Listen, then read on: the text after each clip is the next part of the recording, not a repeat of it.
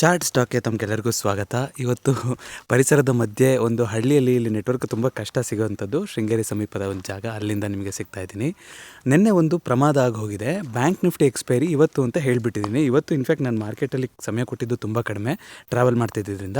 ಮಧ್ಯದಲ್ಲಿ ಒಂದು ಸಲ ನೋಡಿದೆ, ತುಂಬ OTM ಸ್ಟ್ರೈಕ್ಗಳಿಗೂ ಯಾಕೆ ಇವತ್ತು ಇಷ್ಟೊಂದು ಪ್ರೀಮಿಯಂ ನಡೀತಾ ಇದೆ ಅಂತ ನನ್ನ ತಲೆಗೆ ಹೋಗಿಲ್ಲ ಮಧ್ಯಾಹ್ನ ತನಕ.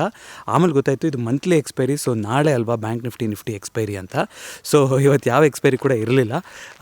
ನೆನ್ನೆ ಆ ಥರ ಮಾತಾಡ್ಬಿಟ್ಟಿದ್ದೆ, ಕ್ಷಮಿಸಿ. ಸೊ ಇವತ್ತು ನೋಡೋದಾದರೆ ಇವತ್ತು ಸುಮಾರು ಸೆಕ್ಟ್ರಲ್ಲಿ ಒಂದು ಸೆಲ್ಲಿಂಗ್ ಬಂದಿದೆ. IT ಸ್ವಲ್ಪ ಫ್ಲಾಟ್ ಆಗಿದ್ದು ಬಿಟ್ಟರೆ ಬ್ಯಾಂಕಿಂಗ್ ಸೆಕ್ಟರ್ ಆಗಿರ್ಬೋದು ಅಥವಾ ರಿಲಯನ್ಸ್ ಆಗಿರ್ಬೋದು, ಹೆವಿ ವೇಟ್ಸ್, ಏಷ್ಯನ್ ಪೇಂಟ್ಸ್ ಎಲ್ಲದರಲ್ಲೂ ಕೂಡ ಫಾಲು ಕಂಟಿನ್ಯೂಷನ್ ಆಗಿರೋದು ಕಾಣಿಸ್ತಾ ಇದೆ. ಇವತ್ತಿನ ಟಾಪ್ ಗೇನರ್ ಅಂದರೆ ಹಿಂದೂಸ್ತಾನ್ ಯೂನಿಲಿವರ್ ಅನಿಸುತ್ತೆ. ನೋಡಿ, ಇದೇ ಒಂದು ಕಾರಣಕ್ಕಾಗಿ FMCG ಸೆಕ್ಟರ್ ನಮ್ಮ ಪೋರ್ಟ್ಫೋಲಿಯೋನಲ್ಲಿ ಇರಬೇಕು ಅಂತ ನಾವು ಮಾತಾಡ್ಕೊಳ್ಳೋಂಥದ್ದು. ಸೊ ಇವತ್ತು ಅದೇನು ತುಂಬ ಪಾಸಿಟಿವ್ ಆಗಿ ಬಂದಿಲ್ಲ, ಬಟ್ ಅದೊಂದೇ ನನಗೆ ಗ್ರೀನಾಗಿ ಕಾಣಿಸ್ತಿರೋಂಥ ಸ್ಟಾಕು ಹೀಟ್ ಮ್ಯಾಪಲ್ಲಿ. ಟಾಪ್ ಲೂಸರ್ ಅಂದರೆ ಪವರ್ ಗ್ರಿಡ್ ಅಂತ ನೋಡಿದಂಗೆ ಆಯಿತು. 4% ಏನೋ ಕರೆಕ್ಷನ್ ಬಂದಿದೆ. ಸೊ ನೋಡ್ತಾ ಹೋಗೋಣ ಕ್ವಿಕ್ಕಾಗಿ ಯಾವ ರೀತಿ ಆಗಿತ್ತು ಅಂತ. ಆಪ್ಷನ್ ಚೈನು ನಾಳೆ ಬ್ಯಾಂಕ್ ನಿಫ್ಟಿ ಎಕ್ಸ್ಪೈರಿ ನೋಡೋದಾದರೆ ಸದ್ಯಕ್ಕೆ 46,000ದಲ್ಲಿ ಕಾಲ್ ರೇಟಿಂಗೇ ಜಾಸ್ತಿ ಆಗಿದೆ ಪುಟ್ ರೇಟಿಂಗಿಗೆ ಕಂಪೇರ್ ಮಾಡಿದ್ರೆ. ಸೊ 46,000ದಲ್ಲಿ ಒಂದು ರೆಸಿಸ್ಟೆನ್ಸ್ ಇರೋ ಥರ ಕಾಣಿಸ್ತಾ ಇದೆ. ಅದಕ್ಕೆ ತಕ್ಕ ಹಾಗೆ ಇವತ್ತು 46,000ಕ್ಕಿಂತ ಕೆಳಗಡೆ ಬಂದು ಕ್ಲೋಸಿಂಗ್ ಆಗಿದ್ದೀವಿ. So bank Nifty first ಮಾತಾಡ್ಬಿಡೋಣ.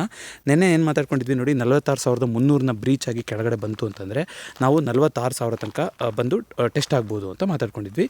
ಇವತ್ತು ಎಕ್ಸ್ಪೈರಿ ಅಂತ ಅಂದ್ಕೊಂಡು ಆ ದೃಷ್ಟಿಯಲ್ಲಿ ಮಾತಾಡಿದ್ವಿ. ಇವತ್ತು ಎಕ್ಸ್ಪೈರಿ ಆಗಿಲ್ಲ ಅಂತಂದ್ರೂ ಇವತ್ತು ಆ ಲೆವೆಲ್ನ ಬ್ರೀಚ್ ಆಗಿ ಈಗ 46,000 ಏನು ಅಂದ್ಕೊಂಡಿದ್ವಿ ಅದಕ್ಕಿಂತ ಕೆಳಗಡೆ ಬಂದು ಕ್ಲೋಸಿಂಗ್ ಆಗಿದೆ. ಸೊ ಈಗ ನಾಳೆ ಏನಾದರೂ 46,000ದಿಂದ ಮೇಲ್ಗಡೆ ಓಪನ್ ಆಗಿ ಮಾರ್ಕೆಟ್ ಹೋಯಿತು ಅಂತಂದರೆ ಆಗ ಯಾವ್ದು ರೆಸಿಸ್ಟೆನ್ಸ್ ಆಗಿ ಮಾತಾಡಿದ್ವೋ ಅದೇ ಸಪೋರ್ಟ್ ಆಗುತ್ತೆ ಅಂತ ಅಂದ್ಕೊಂಡು ನಾವು ಮುಂದುವರಿಸ್ತಾ ಹೋಗ್ಬೋದು. 46,000ನೇ ರೆಸಿಸ್ಟೆನ್ಸ್ ಆಗಿ ಉಳ್ಕೊಂತು ಅಂತಂದರೆ ನಾಳೆ ಮಾರ್ಕೆಟಾಗಿ ಕೆಳಗಡೆ ಬರ್ತಾ ಹೋಯಿತು ಅಂತಂದರೆ ನಮಗೆ 46,650 ಲೆವೆಲ್ಗಳು ಕಾಣಿಸ್ತಾ ಇದೆ ಇಲ್ಲಿ.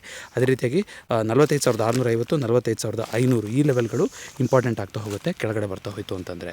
ಸೊ ಒಂದು ಇಂಟರ್ನಲ್ ಕ್ಯಾಂಡಲ್ ಸೆಟಪ್ ಆಗು ಕೂಡ ಉಳಿಬೋದು. ಯಾಕೆಂದರೆ ನೋಡಿ, ಇಲ್ಲಿ ಈ ಒಂದು 46,000 ಅನ್ನೋ ಝೋನಿಂದ ಹತ್ತಿರ ಅಲ್ಲೇ ರೆಸಿಸ್ಟೆನ್ಸ್ ಹತ್ರ ಕಾಣಿಸ್ತಾ ಇದೆ. ನೀವು ನೋಡೋದಾದರೆ ಸುಮಾರು ದಿನ ಆ ಜಾಗದಲ್ಲಿ ಒಂದು ಪ್ರೈಸ್ ಆಕ್ಷನ್ ಆಗಿರೋದು ಕೂಡ ನಮಗೆ ಕಾಣಿಸ್ತಾ ಇದೆ.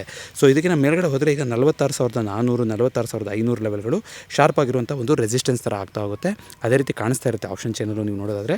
ಕೆಳಗಡೆ ಈಗ 46,000. ಸೊ ನಾಳೆ 45,500ಗೆ ಬರ್ತೀವ ಅಥವಾ 46,500 ಕಡೆಗೆ ಅಟೆಂಪ್ಟ್ ಆಗ್ತೀವ ಅನ್ನೋದು ನಮ್ಮ ಆ ಒಂದು 1000 ಪಾಯಿಂಟ್ ರೇಂಜಿಗೆ ನಾವು ನೋಡ್ತಾ ಹೋಗಬೇಕು. ಸೊ ಇನ್ ಕೇಸ್ ಏನಾದರೂ ಇದ್ರ ಮೇಲ್ಗಡೆ ಅಂದರೆ 46,000ಕ್ಕಿಂತ ಮೇಲ್ಗಡೆ ಓಪನ್ ಆಯಿತು ಅಂತಂದರೆ 46,000ದಲ್ಲೇ ಒಂದು ಸಪೋರ್ಟ್ ತೊಗೊಂಡು ಮೇಲ್ಗಡೆ ಹೋಗ್ತೀರಿ ಅಂದರೆ ನೀವು ನಿಧಾನಕ್ಕೆ 46,300, 46 ಇವತ್ತೇನು ನಿನ್ನೆ ಸಪೋರ್ಟ್ ಆಗ್ಬೋದು ಅಂತ ಮಾತಾಡ್ಕೊಂಡಿದ್ವಿ, ಅದೇ ನಾಳೆಗೆ ರೆಸಿಸ್ಟೆನ್ಸ್ ಅಂತ ಮಾತಾಡ್ತಾ ಹೋಗ್ಬೋದು. ಇನ್ ಕೇಸ್ ಏನಾದರೂ ಇದೇ ಝೋನಲ್ಲಿ ಓಪನ್ ಆಗಿ ಕೆಳಗಡೆ ಬರ್ತಾ ಹೋಯಿತು ಅಂತಂದರೆ ಅಥವಾ ಗ್ಯಾಪ್ ಡೌನ್ ಓಪನಿಂಗ್ ಆಯಿತು ಅಂತಂದರೆ 45,650 ನಮ್ಮ ಫಸ್ಟ್ ಟಾರ್ಗೆಟ್ ಆಗಿರುತ್ತೆ. ಅದಕ್ಕಿಂತ ಕೆಳಗಡೆ ಬಂದರೆ 45,500 ಅಂತ ನಾವು ಎಕ್ಸ್ಪೆಕ್ಟ್ ಮಾಡ್ಬೋದು. ಈ ವೀಕಲ್ಲಿ ಅಂಥ ಒಂದು ದೊಡ್ಡ ಮೂಮೆಂಟ್ ಆಗಿಲ್ಲ. ನೀವು ನೋಡೋದಾದರೆ ಈ ದಿನ 2-3 ದಿನ ಆಗಿತ್ತು. ಇವತ್ತಿನ ಒಂದಿನ ಒಂದು ಒಳ್ಳೆ ಮೂಮೆಂಟ್ ಬಂದಂಗೆ ಕಾಣಿಸ್ತಾ ಇದೆ. ಸೊ ಅಂಥ ಮೂಮೆಂಟ್ ಅಂತ ಆಗಿಲ್ಲ ಈ ವೀಕಲ್ಲಿ. ಬಟ್ ಇವತ್ತು ನೀವು ನೋಡೋದಾದರೆ 46,700ರಿಂದ ಹತ್ತಿರ 45,900 ಅಂತಂದರೆ ಸರಿಸುಮಾರು 800 ಪಾಯಿಂಟ್ ಇವತ್ತು ನಿಮಗೆ ರೇಂಜ್ ಸಿಕ್ಕಿದೆ. ಸೊ ನಾಳೆ ಇದು ಒಂದು ಕಂಟಿನ್ಯೂಷನ್ ಆಗಬೇಕು, ಇಲ್ಲ ಇದನ್ನ ರೆಸ್ಪೆಕ್ಟ್ ಮಾಡೋ ಥರ ಇಲ್ಲೇ ಒಂದು ಸಣ್ಣದಾಗಿ ಸೈಡ್ ವೈಸ್ ಆಗಿ ಉಳಿಬೋದು. ಕೆಳಗಡೆ ನೀವು ನೋಡೋದಾದರೆ 45,650ರಲ್ಲಿ ನನಗೆ ಸಪೋರ್ಟ್ ಕಾಣಿಸ್ತಾ ಇದೆ. ಸೊ ತುಂಬ ಒಂದು ದೊಡ್ಡ ಫಾಲ್ ಅಂತ ಎಕ್ಸ್ಪೆಕ್ಟ್ ಮಾಡೋದು ಬೇಡ. ಮಾರ್ಕೆಟ್ ಟ್ರ್ಯಾಪ್ ಮಾಡಿಸ್ಬೋದು. ಯಾಕೆಂದರೆ ಈ ವಿತಿನ್ ದ ಝೋನ್, ಈ ಗ್ರೀನ್ ಝೋನ್ ಏನಿದೆಯಲ್ಲ, ಇಲ್ಲಿಂದ ಇಲ್ಲಿ ಮೇಲ್ಗಡೆ ಹೋಗಿದ್ದು ಈ ಝೋನ್ ಒಳಗಡೆ ಟ್ರೇಡ್ ಆಗ್ತಾ ಇದ್ದೀವಿ. ಸೊ ನೋಡಿಕೊಂಡು ಯಾವ ರೀತಿ ಅಂತ ಪ್ಲ್ಯಾನ್ ಮಾಡ್ತಾ ಹೋಗೋಣಂತೆ. ಅದೇ ರೀತಿಯಾಗಿ ಕ್ವಿಕ್ಕಾಗಿ ನಿಫ್ಟಿ ನೋಡ್ಕೊಂಬಂದ್ಬೋಣ. ಸೊ ನಿಫ್ಟಿ ಈಗ 22,000ದಿಂದ ಕೆಳಗಡೆ ಬಂದು ಕ್ಲೋಸಿಂಗ್ ಆಗಿದೆ. ಸೊ ನಿಫ್ಟಿನಲ್ಲಿ ಒಂದು ಶಾರ್ಪ್ ಆಗಿ ರಿಜೆಕ್ಷನ್ ಬಂದಿರೋ ಥರ ಕಾಣಿಸ್ತಾ ಇದೆ ನಿಮಗೆ ಇಲ್ಲಿ ಈ ಝೋನಲ್ಲಿ. ಬಟ್ 21,950 ಅನ್ನೋದು ಕೂಡ ಒಂದು ಸಪೋರ್ಟ್. ಇಲ್ಲಿ ನೋಡೋದಾದರೆ ನೀವು ಕರೆಕ್ಟಾಗಿ ಇವತ್ತು ಅದೇ ಝೋನಲ್ಲಿ ಬಂದು ನಿಂತಿದೆ. ಸೊ ನಾಳೆ ಮಾರ್ಕೆಟ್ ಟ್ರ್ಯಾಪ್ ಮಾಡಿಸ್ಬೇಕು ಅಂತಂದರೆ ಇಲ್ಲಿಂದ ಒಂದು ಇದನ್ನ ಇವಾಗೇನು ನಾವು ಕೆಳಗಡೆ ಸಪೋರ್ಟ್ ಅಂತ ಅನ್ಕೊತಾ ಇದ್ವಿ, ಅದೇ ಸಪೋರ್ಟ್ ಅಂದ್ಕೊಂಡು ಮೇಲ್ಗಡೆ ಟ್ರಾವೆಲ್ ಆಗ್ತಾ ಹೋಗ್ಬೋದು. ಆ ರೀತಿ ಹೋಯಿತು ಅಂತಂದರೆ 22,050 ಈ ಲೆವೆಲ್ಗಳು ನೆಕ್ಸ್ಟು ರೆಸಿಸ್ಟೆನ್ಸ್ ಆಗಿರುತ್ತೆ ಮಾರ್ಕೆಟಲ್ಲಿ. ನೋಡ್ಬೋದು 22,050ರಲ್ಲಿ 22,050, 60 ಲೆವೆಲ್ಗಳಲ್ಲಿ ಅಲ್ಲಿ ಒಂದು ರೆಸಿಸ್ಟೆನ್ಸ್ ಕಾಣಿಸ್ತಾ ಇದೆ. ಸೊ ನೋಡ್ತಾ ಹೋಗೋಣ. ಇನ್ ಕೇಸ್ ಏನಾದರೂ ಈ ಕ್ಯಾಂಡಲ್ ಇದೆಯಲ್ಲ 21,900, 21,900ನ ಡಿಸೈಸಿವ್ ಆಗಿ ಮುರ್ಕೊಂಬಂತು ಅಂದರೆ 21,800 ತನಕ ಬರ್ಬೋದು. ಸೊ ನಿಫ್ಟಿನಲ್ಲಿ ನೆಕ್ಸ್ಟ್ ಮೇಜರ್ ಸಪೋರ್ಟ್ ಅಂದರೆ ಅದಿರೋದು 21,800ರಲ್ಲಿ. ಅದನ್ನು ಬಂದು ಟ್ರ್ಯಾಕ್ ಆಗುತ್ತಾ ಇಲ್ವೋ ಅನ್ನೋದನ್ನು ನೋಡ್ತಾ ಹೋಗೋಣ. ಕ್ವಿಕ್ಕಾಗಿ ಒಂದಿಷ್ಟು ಬ್ಲೂ ಚಿಪ್ಸ್ಗಳನ್ನು ನೋಡ್ಬೋಣ. ಬ್ಲೂ ಚಿಪ್ಸ್ಗಳು ನೋಡೋದಾದರೆ ಯಾವ ರೀತಿ ಪರ್ಫಾರ್ಮ್ ಮಾಡಿದೆ ಇವತ್ತು ಅಂತ. ಏಷ್ಯನ್ ಪೇಂಟ್ಸಲ್ಲಿ 2% ಫಾಲ್ ಬಂದಿದೆ ನೋಡಿ. This is a golden opportunity. ಮತ್ತೆ ಹೇಳ್ತಾ ಇದ್ದೀನಿ, ಲಾಂಗ್ ಟರ್ಮಲ್ಲಿ ನೀವು ಏಷ್ಯನ್ ಪೇಂಟ್ಸಲ್ಲಿ ಅಕ್ಯುಮುಲೇಟ್ ಮಾಡ್ಕೋಬೇಕು ಅಂತಂದರೆ. ಸೊ ಅದು ಬಿಟ್ಟರೆ ರಿಲಯನ್ಸಲ್ಲೂ ಕೂಡ ಇವತ್ತು 2% ಫಾಲ್ ಬಂದಿತ್ತು. But Reliance already ಅಪ್ಪಲ್ಲಿದೆ. L&T ಮತ್ತೆ ನಮ್ಮ ಟ್ರೆಂಡ್ ಲೈನ್ 3,300, 3,200 ಲೆವೆಲ್ಗೆ ಬರುತ್ತೆ ಅನ್ನೋದನ್ನು ಟ್ರ್ಯಾಕ್ ಮಾಡ್ತಾ ಹೋಗೋಣ. IT ಸ್ವಲ್ಪ ಫ್ಲಾಟ್ ಆಗಿದ್ದು ಕಾಪಾಡಿದೆ ಇವತ್ತು ಅಂತ ಹೇಳ್ಬೋದು. HDFC ಬ್ಯಾಂಕ್ ಮತ್ತೆ 1,350 ಲೆವೆಲ್ ಕಡೆಗೆ ಹೋಗ್ತಿದೆಯಾ ಏನೋ ಅನ್ನೋದು ನೋಡಬೇಕಾಗುತ್ತೆ. ICICI ಬ್ಯಾಂಕ್ 1,000 ಲೆವೆಲ್ ಸಪೋರ್ಟು, ನೋಡೋಣ ಯಾವತ್ತು ಬ್ರೀಚ್ ಆಗುತ್ತೆ ಅಂತ. SBIಯಲ್ಲೂ ಕೂಡ ಕರೆಕ್ಷನ್ ಬಂದಿರುವಂಥದ್ದು. ಬ್ಯಾಂಕ್ ನಿಫ್ಟಿನಲ್ಲಿ ನೋಡಿ, ಅಕ್ರಾಸ್ ಬ್ಯಾಂಕಿಂಗ್ ಸ್ಟಾಕ್ಸು ಅಥವಾ ಇನ್ಶೂರೆನ್ಸ್ ಸೆಕ್ಟ್ರು ಎಲ್ಲ ಎಲ್ಲದರಲ್ಲೂ ಕೂಡ ಇವತ್ತು ಒಂದು ನೆಗೆಟಿವ್ ಮೂವ್ಮೆಂಟ್ ಬಂದಿರುವಂಥದ್ದು. ನಾಳೆ ಬ್ಯಾಂಕ್ ನಿಫ್ಟಿ ಎಕ್ಸ್ಪೈರಿನ ವೀಕ್ ಮಾಡೋ ಥರ ಕಾಣಿಸ್ತಾ ಇದೆ. ಇವತ್ತು ಕ್ಲೋಸಿಂಗ್ ಕೂಡ ವೀಕ್ ಆಗಿದೆ, ಯಾಕೆಂದರೆ 46,000 ಲೆವೆಲ್ಗಿಂತ ಕೆಳಗಡೆ ಕ್ಲೋಸಿಂಗ್ ಆಗಿದ್ದೀವಿ. ಬಟ್ ಟ್ರ್ಯಾಪ್ ಮಾಡಿಸೋಂಥ ಸಾಧ್ಯತೆ ಜಾಸ್ತಿ ಇರುತ್ತೆ. ನೀವು ಕ್ವಿಕ್ಕಾಗಿ ಇದನ್ನು ನೋಡ್ಬಿಡ್ತೀನಿ. FIDA ಡೇಟಾ ನೆನ್ನೆ ಕಮ್ಯುನಿಟಿ ಟ್ಯಾಬಲ್ಲಿ ಅಪ್ಡೇಟ್ ಮಾಡಿದ್ದೆ. ಸೊ ನೀವು ಇಲ್ಲಿ ನೋಡೋದಾದರೆ FIDA ಡೇಟಾದಲ್ಲಿ ರಿಫ್ರೆಶ್ ಆಯಿತು ಅನಿಸುತ್ತೆ. ಬಟ್ ನೀವು ನೋಡೋದಾದರೆ ಕ್ಲೈಂಟು ಸೂಪರ್ ಬುಲಿಶ್ ಆಗಿದ್ದಾರೆ. ಪ್ರೋಗಳು ಇಂಡಿಸೈಸಿವ್ ಅಂತ ತೋರಿಸ್ತಾ ಇದ್ದಾರೆ ಆಪ್ಷನ್ಸಲ್ಲಿ.